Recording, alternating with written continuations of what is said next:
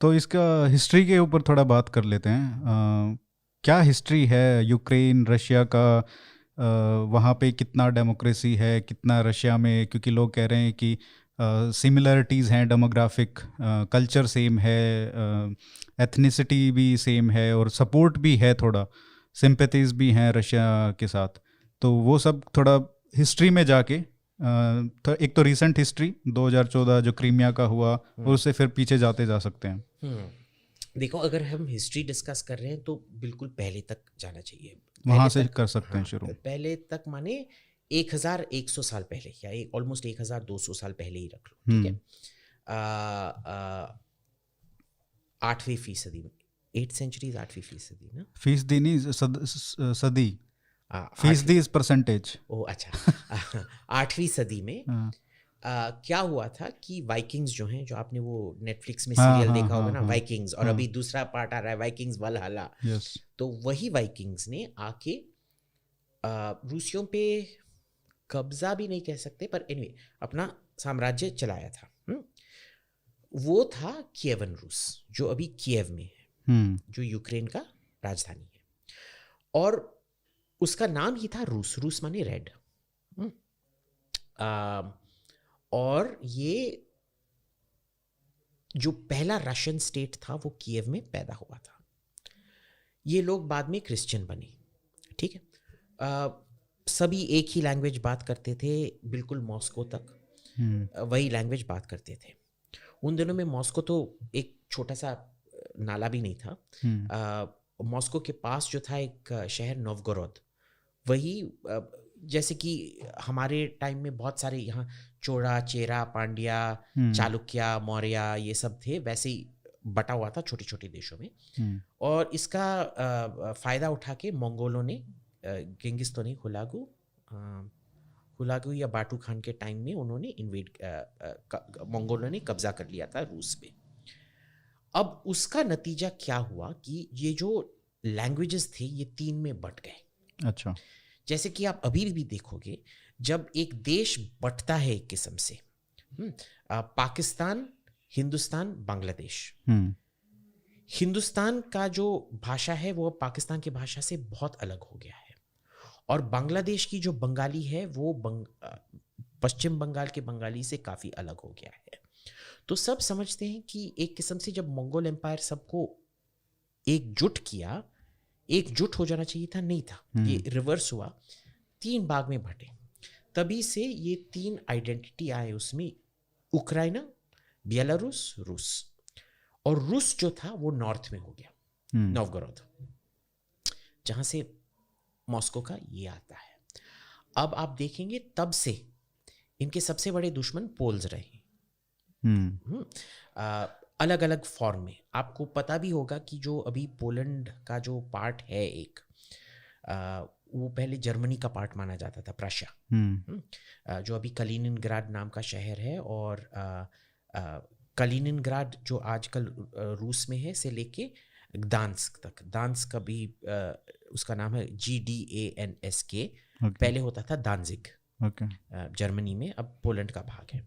तो ये प्रशिया का पार्ट था। ये ट्यूटोनिक नाइट्स नाम के लोग थे, उनके खिलाफ भी जंग होते थे। फिर ये पोल्स के खिलाफ भी जंग होते थे। जब रूस का जो पुराना डिनेस्टी था, जो रूरिकिड डिनेस्टी था, रूरिकिड साम्राज्य नहीं कह सकते, बट एनीवे, जो ये वाइकिंग से सीधा लाइन था। ओके। ये कब की बात है? 14 सदी में, ओके 14वीं सदी में क्या हुआ कि मंगोलों के बाद उधर का जार था Ivan the terrible, Ivan the fourth, Ivan the terrible. उसने अपने बेटे को मार डाला। वो पागल था, आई मीन वो जेन्युइनली पागल था। बहुत ही जैसे हम फिल्मों में देखते हैं ना, पागल महाराजा, उनकी तरह था, मार डाला। तो मैड किंग। Mad king. तो उधर से शुरू हुआ द टाइम ऑफ ट्रबल्स, जहाँ कोई राजा नहीं था। बोरिस गुदनोव एक्चुअली जो जार बना वो काफ़ी अच्छा था, पर क्या हुआ, बहुत सारा फैमिन और किसी को खाना नहीं मिल रहा है। अच्छा।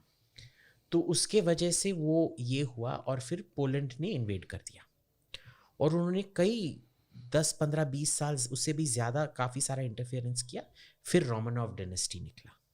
क्योंकि वो मिखाइल रोमानोव जो था उसकी कोई पत्नी या माँ वो रूरिकिड लाइन से आती थी, तो उधर से शुरू हुआ रोमानोव डिनेस्टी। रोमानोव डिनेस्टी ने पहले रूस को स्टेबलाइज किया, फिर उस टाइम यूक्रेन नाम का कुछ भी नहीं था, बस एक चीज़ था ज़ैपोरोजियन शीख। ज़ैपोरोजियन शीख एक किस्म से आजकल जैसे आप अफगानिस्तान को मानोगे कि कोई सेंट्रल गवर्नमेंट नहीं है, सब छोटे छोटे वॉरलॉर्ड हैं जो अपना अपना काम किए जा रहे हैं, हाँ वैसे लोग थे उधर।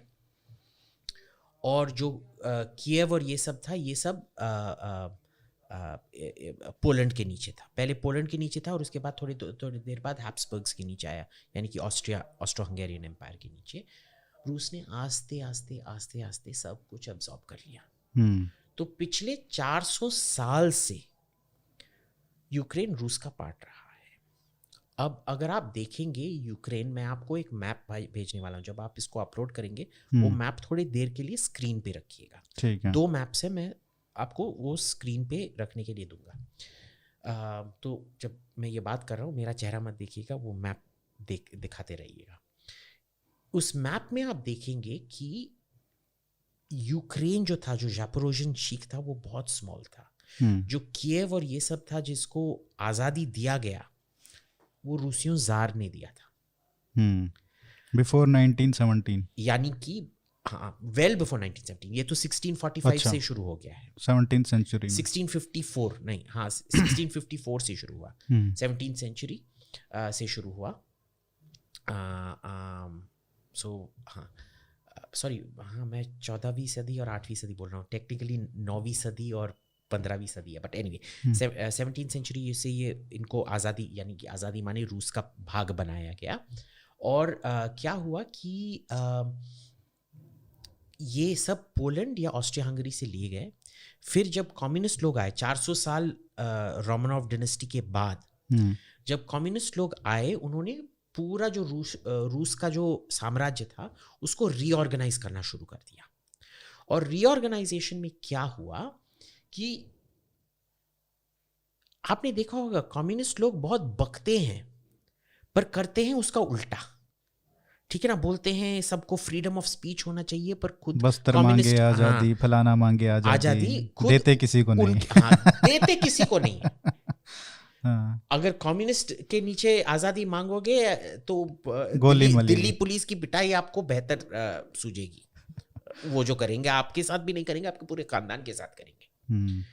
तो क्या था कि वो दिखाना चाहते थे कि हम सबको, सब जो छोटे छोटे सब नेशनैलिटीज हैं, बेलारूस, यूक्रेन, कजाक लोग, इनको और भी हम दे रहे हैं। और ये जो यूक्रेनियन नेशनलिस्ट थे, बेलारूशियन नेशनलिस्ट थे, कजाक नेशनलिस्ट, वैसे नेशनलिस्ट थे नहीं थे कजाकिस्तान में उस टाइम। ये कजाकिस्तान, तुर्कमेनिस्तान, उज़्बेक का कोई नोशन ही नहीं था कि ऐसे कोई देश है करके। वो एथनिक टर्म्स में तो उतना सोचते नहीं। खालिस्तान था वो, खालिस्तान, खालिस्तान था, खालिस्तान था। तो क्या हुआ कि ये जो नेशनलिज्म जो डेवलप हुआ था उधर, उसको जैसे अखंड भारत, अखंड यूक्रेन का ये आइडिया था। तो लेनिन ने बोला हाँ हाँ इनको पूरा अखंड यूक्रेन दे दो।